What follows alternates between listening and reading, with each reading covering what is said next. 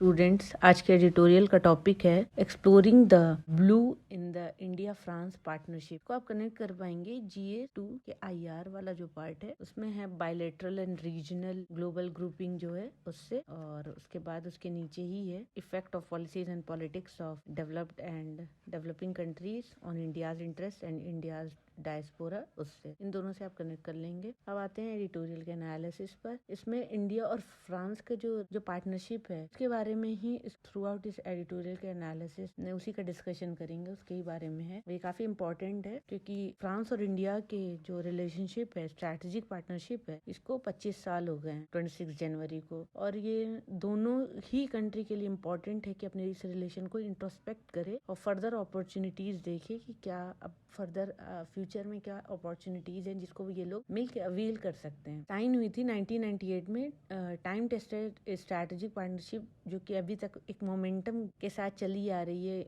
और दोनों कंट्रीज अपने आपस में वैल्यूज जो हैं वो शेयर कर रहे हैं एक दूसरे से, और एक दूसरे को एस्पायर कर रहे हैं पीस के लिए, स्टेबिलिटी के लिए, और मोस्ट इम्पोर्टेंटली दोनों कंट्री की जो डिजायर है वो एक स्ट्रैटेजिक ऑटोनॉमी की है। मतलब एक दूसरे को फ्रीडम, एक दूसरे के अधीन नहीं करना, फ्री करना है। ठीक है, ऐसा कुछ रियल सब्सटैंटिव दोनों कंट्रीज में कोई डिसएग्रीमेंट नहीं है। रिलेशन काफी अच्छा रहा है, और अगर इंडिया से फ्रांस का जो ट्रेड रहा है, एनुअल ट्रेड है, वो $2.42 बिलियन रहा है 2021 एंड 22 में, और फ्रांस जो है इंडिया का 11th लार्जेस्ट फॉरेन इन्वेस्टर रहा है, और क्यूमुलेटिव इन्वेस्टमेंट जो है फ्रांस का इंडिया में $10.31 बिलियन रहा है फ्रॉम अप्रैल 2000 टू जून 2022। रफली 22 ईयर्स में अच्छा खासा दोनों कंट्रीज के बीच में ट्रेड हुआ है, इन्वेस्टमेंट हुआ है, जो इंडिया के टोटल फॉरेन डायरेक्ट इन्वेस्टमेंट में 1.70% है। अब इसको देखते हैं आगे, बिग पिक्चर इसकी देखते हैं कि जो दोनों कंट्री का अब डिफेंस में क्या है पार्टनरशिप।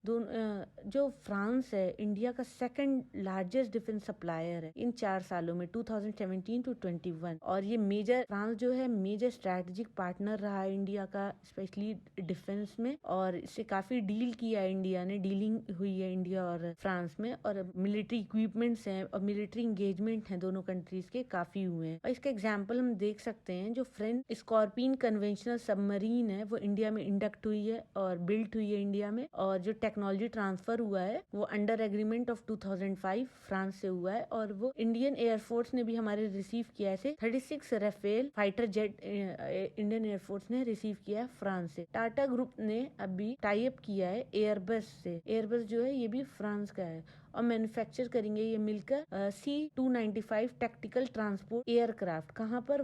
वडोदरा गुजरात में ये मैन्युफैक्चर करेंगे। अब ये एक्सपेक्ट किया जा रहा है कि इस लाइन पे फर्दर जो हमारा एक्सपेंड होगा रिलेशन, और सिविलियन और मिलिट्री एयरक्राफ्ट की मैन्युफैक्चरिंग होगी वो ज्वाइंट वेंचर पर होगी फ्रांस के साथ। ठीक है, तो ये फर्दर हमारा जो है तरह का जो रिलेशन है डिफेंस में भी वो बढ़ेगा, एक्सपेंड होगा, और जो हमारे मिलिट्री डायलॉग है वो भी काफी रोबस्ट है, उसका नेटवर्क भी काफी रोबस्ट है। रेगुलरली हम जॉइंट एक्सरसाइजेस कर रहे हैं दोनों कंट्रीज मिलके, वरुणा नेवी में, गरुदा एयरफोर्स में, और शक्ति आर्मी में। दोनों कंट्रीज की जो डिफेंस पार्टनरशिप है वो रिसेंट स्टेटमेंट में देखा जा सकता है। फ्रेंच एम्बेसडर जो इंडिया में है, इमैनुअल लिनैन, उन्होंने कहा कि फ्रांस जो है विलिंग पार्टनर है इंडिया का, और वो नेशनल इंडस्ट्रियल बेस बनाना चाहता है और फॉर डिफेंस इंडस्ट्री और इंडिया के क्रिटिकल स्ट्रैटेजिक डिफेंस पार्टनरशिप में, प्रोजेक्ट्स में। तो ये जो इंटरनेशनल जो कॉम्प्लेक्सिटी है इंटरनेशनल या जियो पॉलिटिकल ऑर्डर में, अब जो दोनों जो कंट्री हैं वो अब फर्दर अपनी जो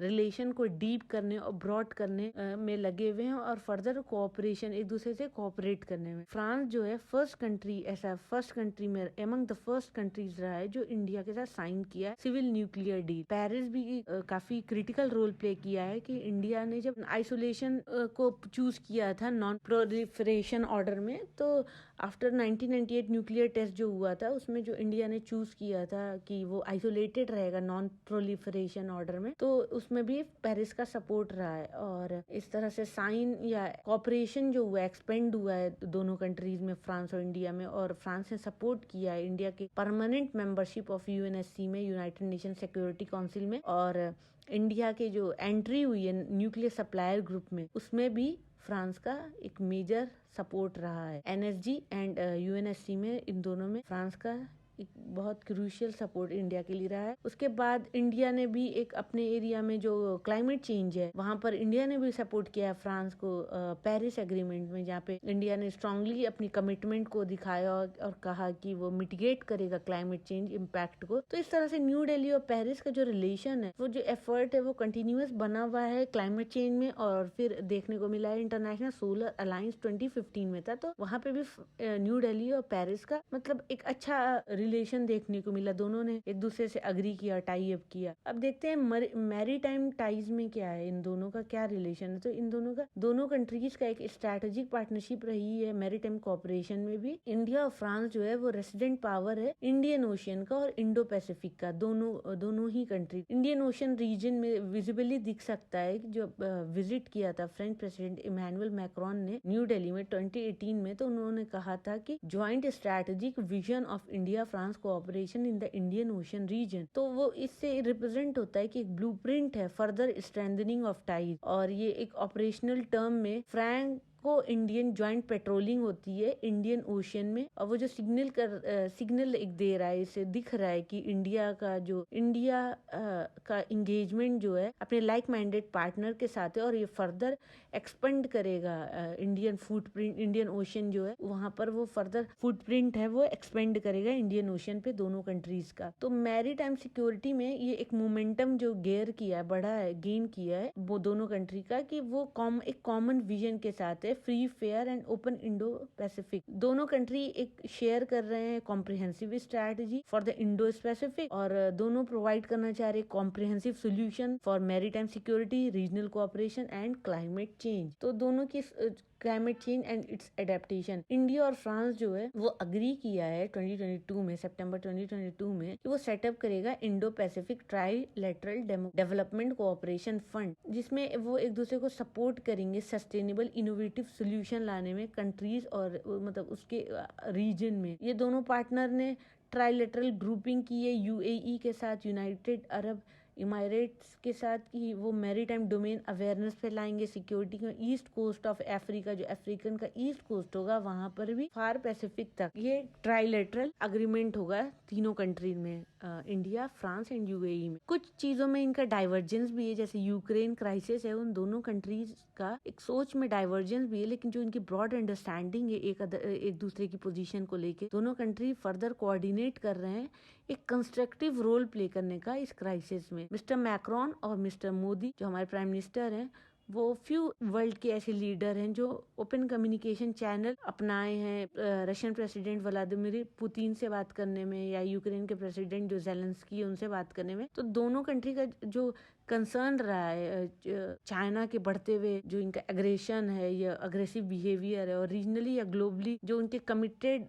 दोनों कंट्री जो है एक दूसरे से कमिटेड होके एक साथ मिलकर काम करना चाह रहे हैं, और वो चाह रहे हैं कि किसी भी तरह का इम्बैलेंस नहीं हो इंडो पैसिफिक में, और जो बैलेंस है वो मेंटेन्ड रहे, और किसी तरीके का अग्रेशन जो भी चाइना चाह रहा है वो ना हो। फर्दर फ्यूचर वे फॉरवर्ड अगर देखना है, अगर इसका क्या वे फॉरवर्ड हो सकता है दोनों कंट्रीज के रिलेशन का, तो हम उसको देख सकते हैं कि इंडिया की जो पार्टनरशिप फ्रांस के साथ है वो एक कॉमन वैल्यूज और गोल्स के साथ ही है। और अगर इसको हम फर्दर अगर फोकस करें, तो हमारा इसको क्या करना है, हमें मेंटेन करना है अपनी स्ट्रैटेजिक ऑटोनॉमी को। वर्ल्ड के जो वेरियस डोमेन है वहाँ पर काफी रिस्क भी है, तो हमको उसको अंडरस्टैंडिंग के साथ आपस में डील करना है। और हमारे जो हाई लेवल इंडिया फ्रांस की जो पॉलिटिकल डायलॉग है वो डिफेंस, मैरीटाइम या काउंटर टेररिज्म या इंडो पैसिफिक को लेकर है, तो वो हमें मिलकर उसको रिजॉल्व करना है। फर्दर हमें कोऑपरेशन करना है बहुत सी इश्यूज में, जैसे digitisation, cyber green energy, blue economy, ocean sciences और स्पेस में। ब्लू इकोनॉमी मतलब मरीन इकोनॉमी, जब हम मरीन